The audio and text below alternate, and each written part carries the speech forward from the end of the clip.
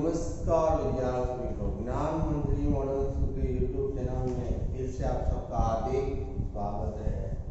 आज हम विषय हिंदी कक्षा 7 विषयांक है जो फर्स्ट लेक्चर में हमने लिया है सुबह का बुला, जिसमें हमने पेज नंबर 38 एंड 39 का अभ्यास किया था। आज हम 40 और 41 पेज नंबर 40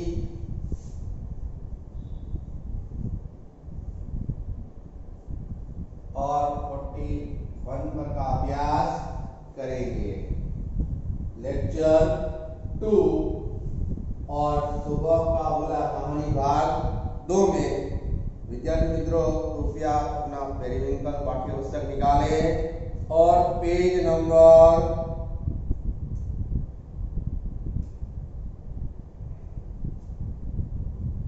41 और 40 पर ध्यान दीजिए। तो हमने अभ्यास किया था लास्ट में 39 पर कि वह दिन ही, लास्ट पैराग्राफ हम फिर से रिवीजन करते हैं पेज नंबर 9 पर, कि वह दिन छिपते ही बिस्तर में दुबक गया, मुंह ढाककर सोता रहा कि फेल होने पर पिताजी को कैसे मुंह दिखाएगा। उन्होंने कितना दुख होगा उन्हें सुनकर। उसकी आंखें छलछलाई, कभी वह हनुमान जी का प्रसाद बोलता तो कभी किसी देवी देवता की मन्नतें मानता। एकाएक उसे ध्यान आया कि लोग कहते हैं भगवान सबकी सहायता करते हैं, क्यों ना मैं भी भगवान की पूजा किया करूं। फिर बच्चे तो भगवान को प्यारे होते हैं, वे मुझे जरूर पास करवा देंगे।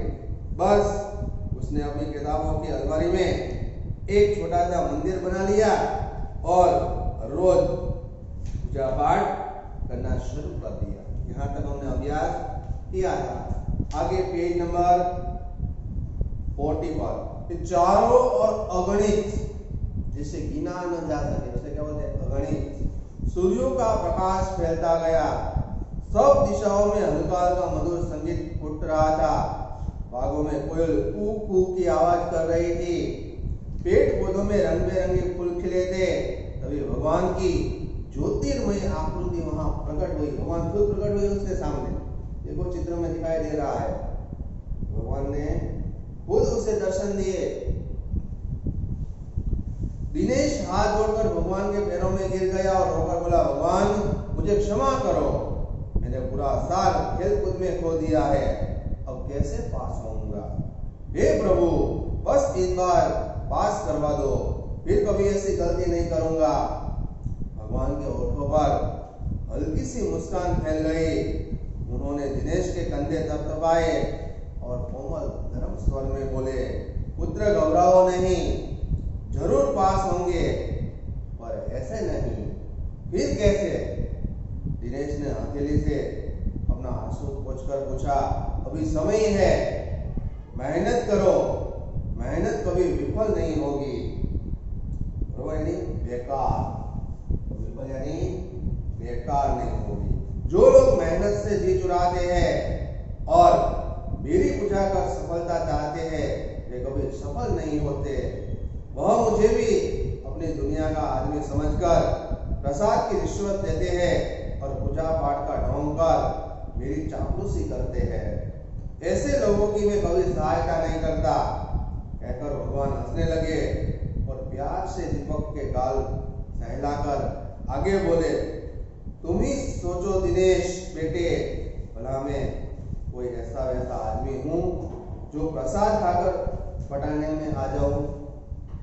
बस अब तो समझ गए हो, मैं उनकी ही सहायता करता हूँ जो लोग मेहनत करते हैं और मेहनत करके सफलता प्राप्त करते हैं। पेज नंबर 41 पर इतना कहकर भगवान अंतर्ध्यान हो गए, अदृश्य, गायब। अंतर्ध्यान यानी गायब। और दिनेश की आंखें खुल गई। बाहर आंगन में खड़े उसके उसके पिताजी कह रहे थे, दिनेश की माँ, मुझे सब पता लग गया है, दिनेश पूजा पाठ क्यों करता है, वह हमें धोखा दे रहा है, अपने आप को धोखा दे रहा है और पूजा पाठ करके भगवान को भी धोखा दे रहा है। यह देखो उसकी रिपोर्ट बुक जो उसने अलमारी में छिपा कर कह दिया था कि खो गई है। मुझे दफ्तर के जरूरी कागज ढूंढते हुए और मेरे हाथ में आ गई और मिल गई। 6 माही इम्तिहान यानी फर्स्ट टर्म की एग्जाम में सिर्फ पास होने भर के नंबर आए हैं। अब साहबजादे को फेल होने का डर है तो लगे भगवान के सामने घंटी बजाने यानी पूजा करने। दिनेश को अपने आप पर बहुत गिलानी यानी दुख हुआ। पिता वो बिस्तर छोड़कर सीधा आंगन में गया और पिताजी के पैर छूकर बोला, पिताजी मुझसे बहुत बड़ी भूल हो गई है, अब कभी ऐसी गलती नहीं करूंगा, खूब मेहनत करके पढ़ूंगा। शाबाश बेटे शाबाश। सुबह का भूला यदि शाम को घर वापस आ जाए तो उसे भूला नहीं कहते।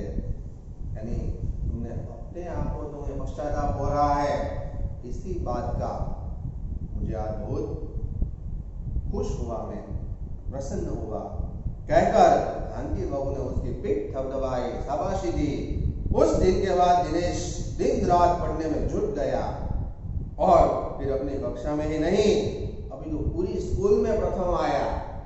तो इस प्रकार विद्यार्थी मित्रों, प्रस्तुत कहानी से हमें सीख मिलती है कि जब हमारा समय पढ़ाई का होता है हमें पूरी लगन और मेहनत से पढ़ाई करनी चाहिए और हमारे माता पिता की हम पर जो श्रद्धा है, आशा है, उसको कभी खोना नहीं चाहिए। जिस तरह दिनेश को बाद में पछताना पड़ा, 6 माह से एग्जाम में कम मार्क आए और वह उसकी मित्रता कैसे लोगों के साथ थी, जो कम पढ़ते थे और ज्यादा शरारती बच्चे थे और खेलते थे, उसके साथ वो खेलता था तो उसको परीक्षा में कम मार्क आए, लेकिन बाद में वह पछताने लगा, पछतावा हुआ, उसे कुछ होता नहीं है।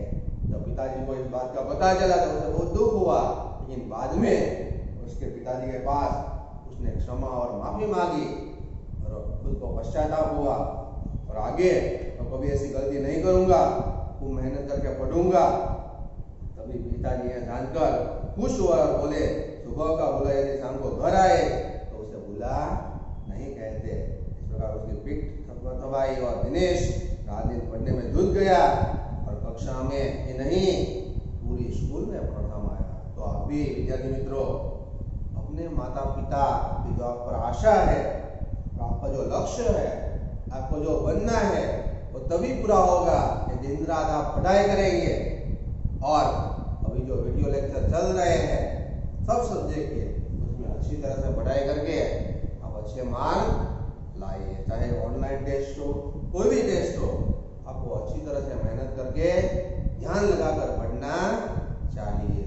तो प्रस्तुत कहानी से हमें सीख मिलती है कि हमें मेहनत करके, मेहनत और लगन से पढ़ाई करके हमें अच्छे अंक प्राप्त करना चाहिए। तो अब हम कुछ यहाँ पार्ट 2 लेक्चर 2 के शब्दार्थ है। व्यर्थ तो बेकार, परिणाम तो नतीजा, बद्ध तो बदनामी, बेइज्जती, विफल तो बेकार और अंतर्ज्ञान तो गायब। अब जो क्वेश्चन आंसर है, प्रश्नोत्तर मौखिक, वो मैं आपको लिखवा देता हूँ, जो आपकी उसमें नहीं है, इसलिए तो डायरेक्ट मैं आंसर लिखूंगा, आप साथ में लिखते जाइए। तो पहला प्रश्न है, दिनेश दिन रात पूजा पाठ में क्यों व्यस्त रहता था? मैंने पहले पीरियड में आपको सुनाया था और बोला था कि सेकेंड लेक्चर में मैं आपको लिखवा दूंगा। तो अभ्यास के अंदर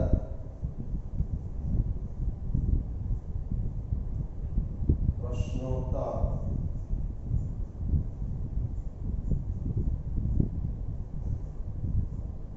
जो मौखिक है, तो डायरेक्ट मैं आंसर लिख रहा हूँ। पहले का आंसर है, दिनेश दिन रात पूजा पाठ में क्यों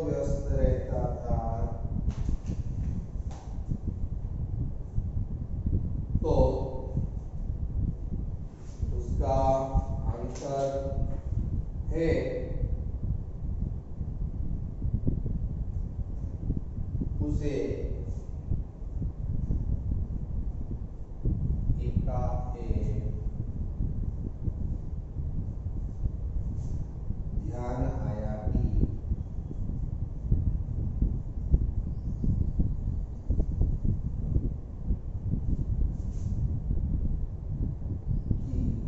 भगवान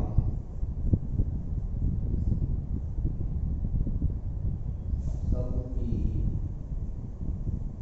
सहायता करते हैं।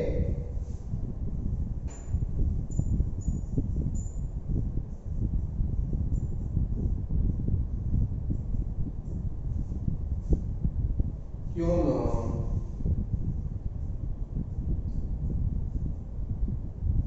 मैं भी भगवान की पूजा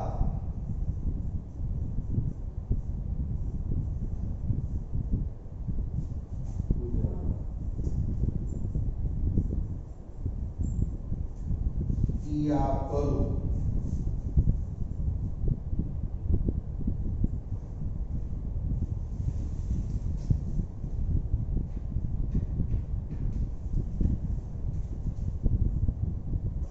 बच्चे तो भगवान को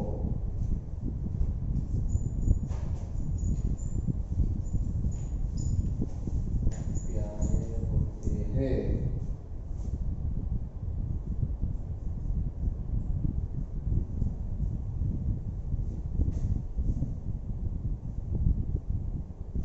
ये मुझे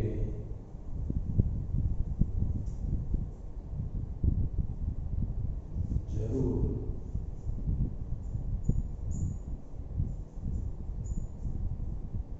पास करा देंगे।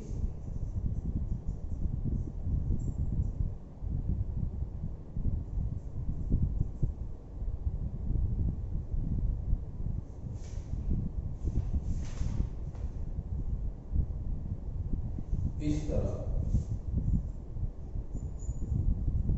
दिनेश रात दिन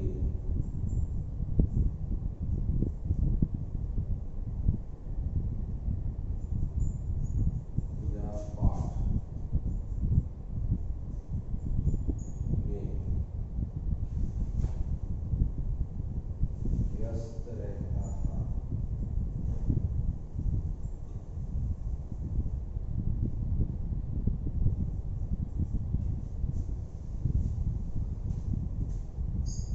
सेकंड,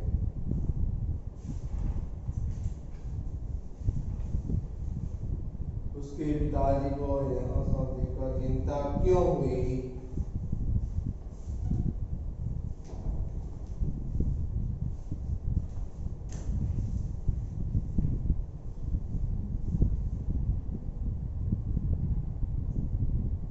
क्योंकि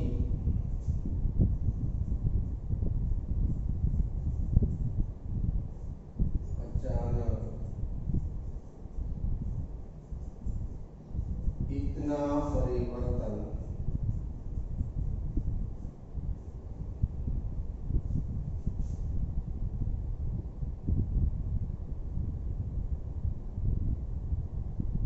देखकर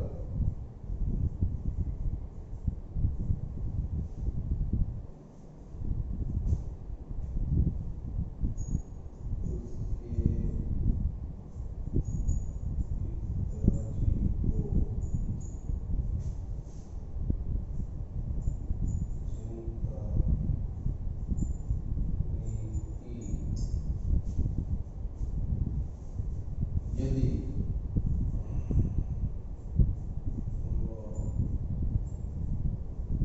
अभी से पूजा पाठ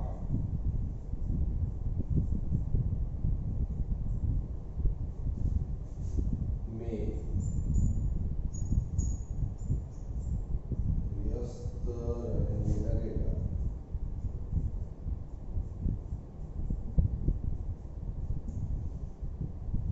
तो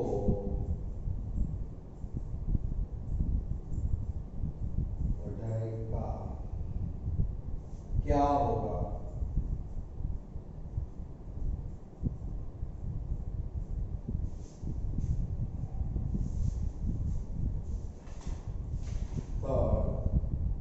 दिनेश के पिताजी अपने मित्रों के विवरण कर उसके विषय में क्या कहते थे? तो थर्ड, दिनेश के पिताजी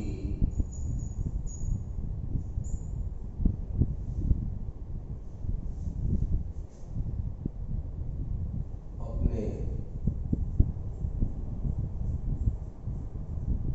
मित्रों के बीच बैठकर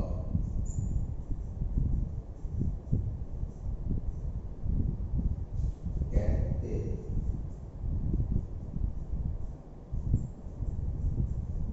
कि उनका बेटा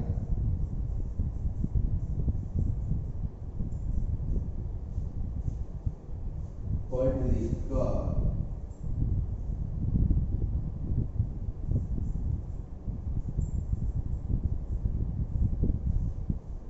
एक दिन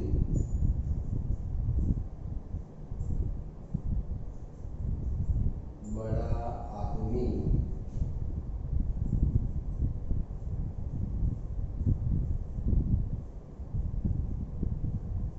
बनेगा। के बाद दिनेश की मित्रता कैसे बच्चों के साथ हो गई? तो फोर्थ में यहाँ लिख रहा हूँ, दिनेश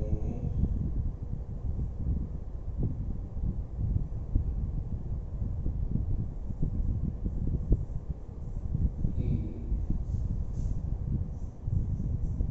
मित्रता पढ़ने में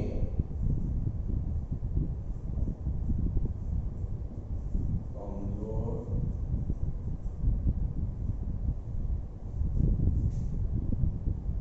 और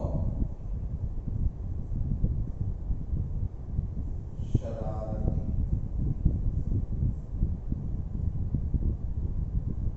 बच्चों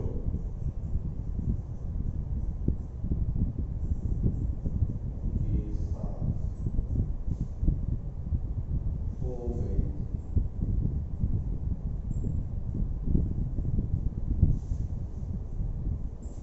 फिर लास्ट है, दिनेश को घर पर न लाकर उसके पिताजी क्या सोचते थे?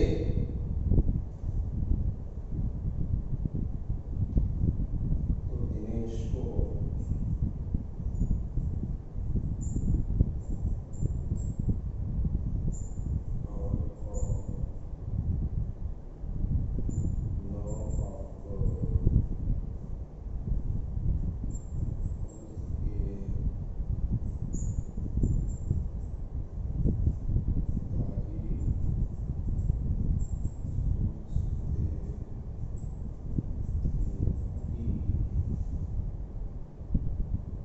बेटा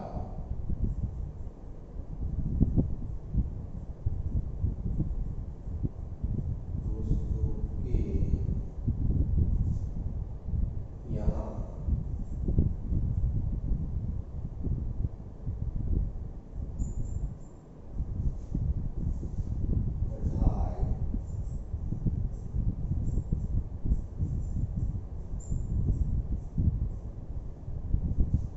पढ़ाई करने जाता है।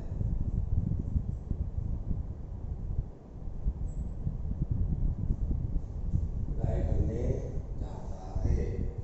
तो ये है फर्स्ट, सेकंड, थर्ड और अभी चार डायरेक्ट आंसर है, आप लिख लीजिए। तो बाकी का जो प्रश्नोत्तर लिखित है वो मैं बोलकर आपको सुनाता हूँ और वो आपको मटेरियल में मिलने ही वाला है। पहले आपको 1, 2, 3 या 4th लेसन की क्वेश्चन आंसर का मटेरियल मिलने वाला है और प्रश्नोत्तर लिखित पेज नंबर 40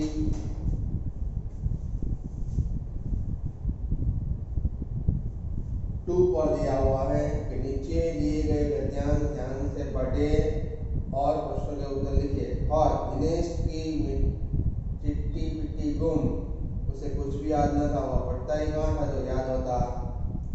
पहला पैराग्राफ, दिनेश इतना घबराया हुआ क्यों था? तो दिनेश इतना घबरा गया, ध्यान से सुनिए, क्योंकि उसे पढ़ाई के बारे में कुछ भी याद नहीं था। ख, उसे कुछ भी याद क्यों नहीं था?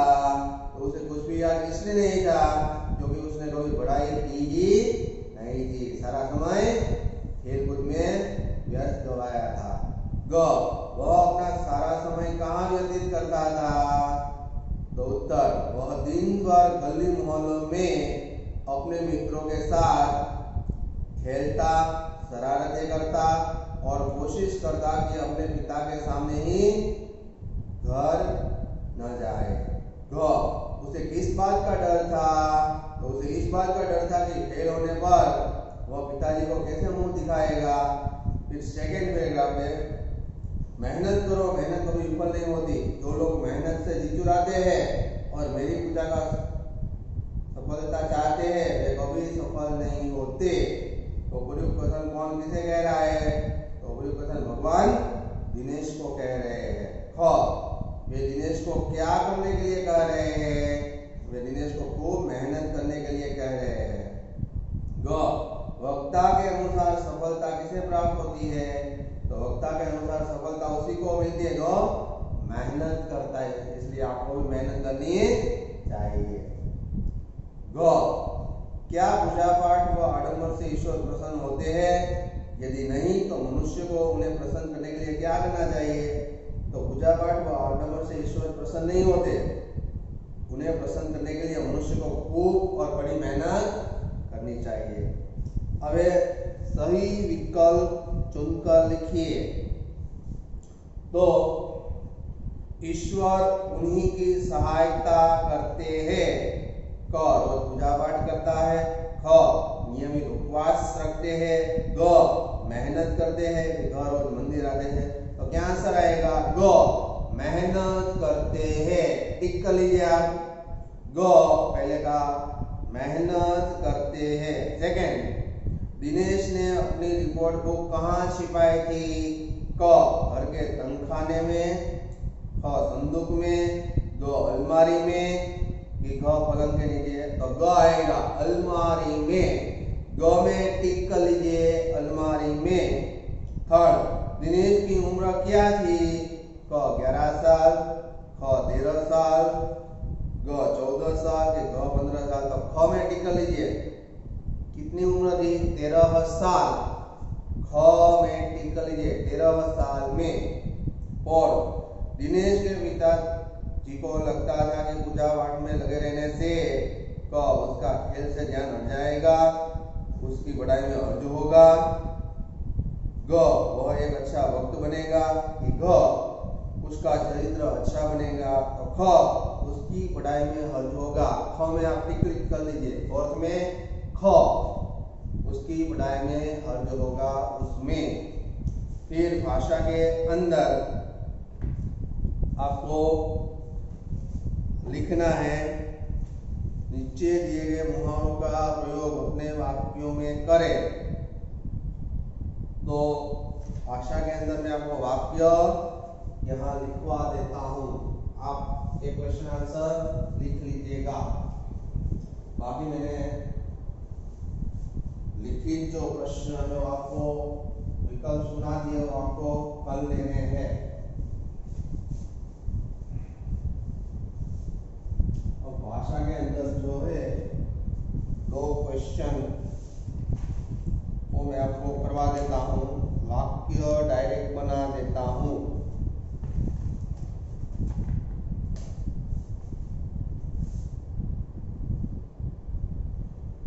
भाषा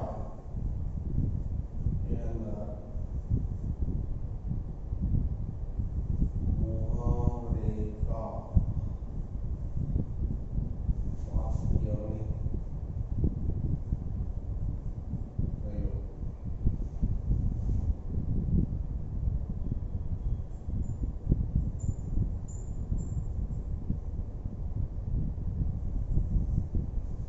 पहला है सिट्टी पिट्टी गुम होना। क्या है सिट्टी पिट्टी गुम होना? तो फर्स्ट का वाक्य डायरेक्ट आंसर है, वाक्य बनाकर आप लिख लीजिएगा। पेज नंबर है 43 पर।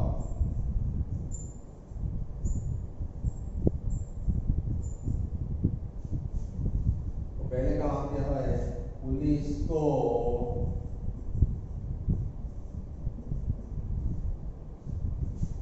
सामने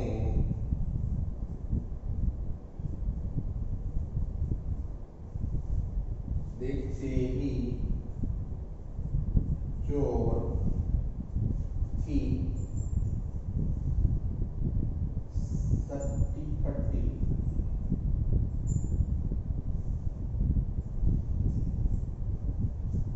गुम हो गई।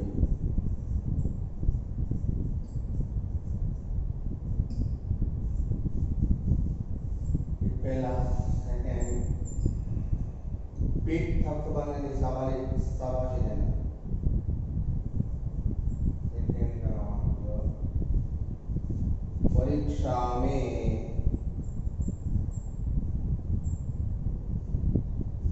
अव्वल आने पर पिताजी ने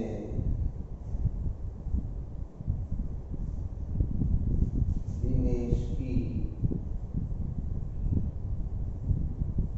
पीठ थपथपाई।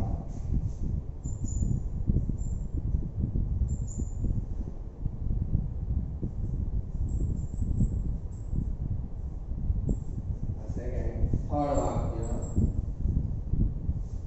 एडी चोटी का जोर लगाकर पूरी कोशिश करना।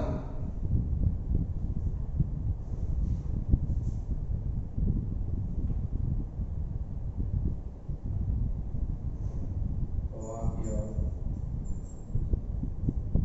दिनेश ने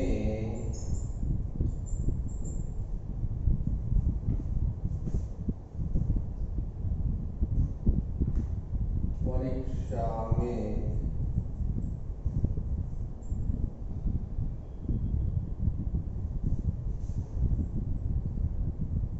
एडी चोटी का जोर लगाकर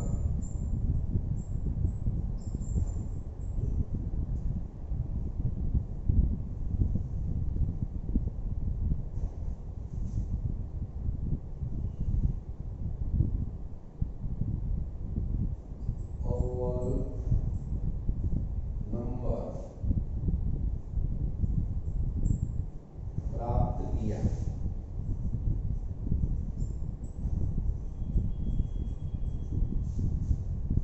और बगले झाँकना उत्तर न देने वाला। तो चोरी के बारे में वाक्य और चोरी के बारे में जब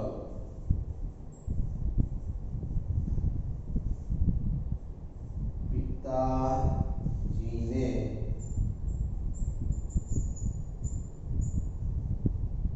नौकर को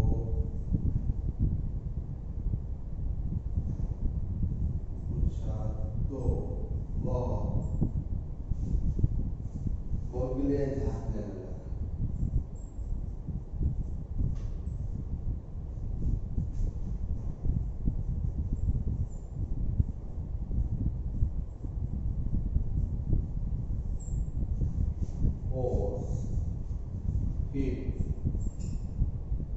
नींद हराम में परेशान होना, व्यर्थ हो जाना।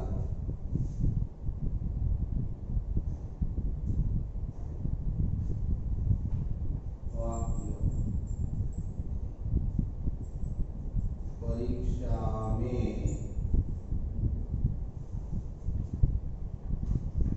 अनुत्तीर्ण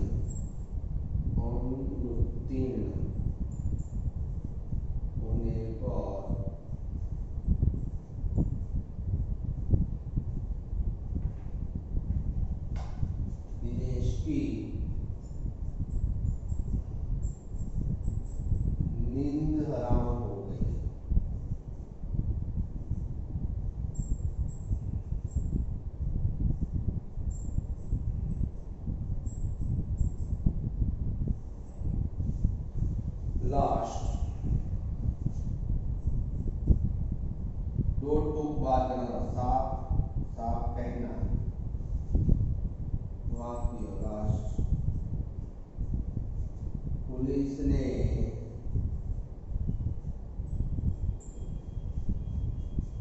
चोर से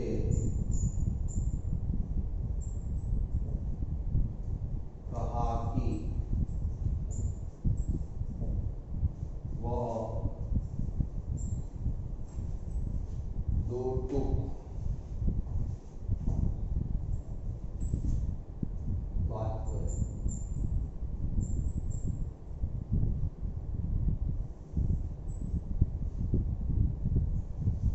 तो ये आपको अपनी किसी बुक में लिखना है। लास्ट जो है और विलोम शब्द उसके मैं डायरेक्ट आंसर लिखवा देता हूँ पेज नंबर 44 पर यहाँ ही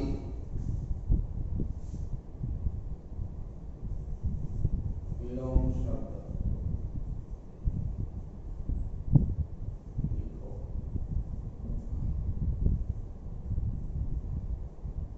तो पहला है अर्थ का अनर्थ, सफल का विफल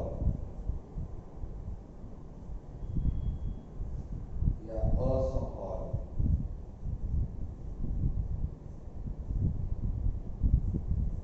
थर्ड उन्नति का अवनति,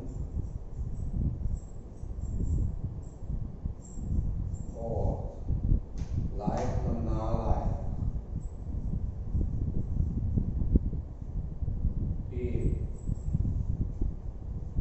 आदान तो प्रदान,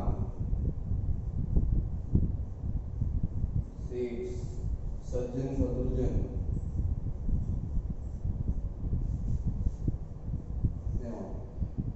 पक्ष तो विपक्ष, 8 स्वदेश तो विदेश,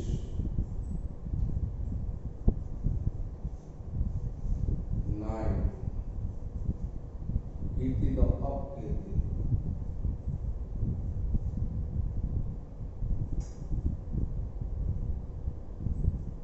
10 सौभाग्य तो दुर्भाग्य।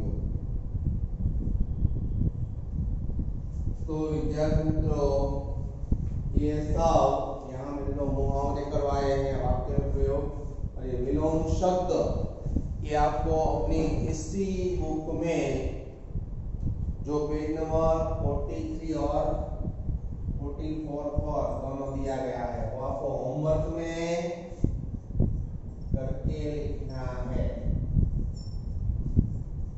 ये आपका आज का होमवर्क है यही, और वो आपको यहाँ पेज नंबर 43 पर जो मुहावरे के वाक्य है यही वाक्य यहाँ लिखने हैं, और विलोम शब्दों के अर्थ में डायरेक्ट जो आंसर के रूप में लिखे हैं वो आपको अपनी इसी पेरिविंकल बुक में पेज नंबर 44 पर विलोम शब्द लिखिए। जो 1 to 10 है वो आपको लिखकर इसमें होमवर्क करके रखना है। अस्तु, अगले पीरियड में मिलेंगे।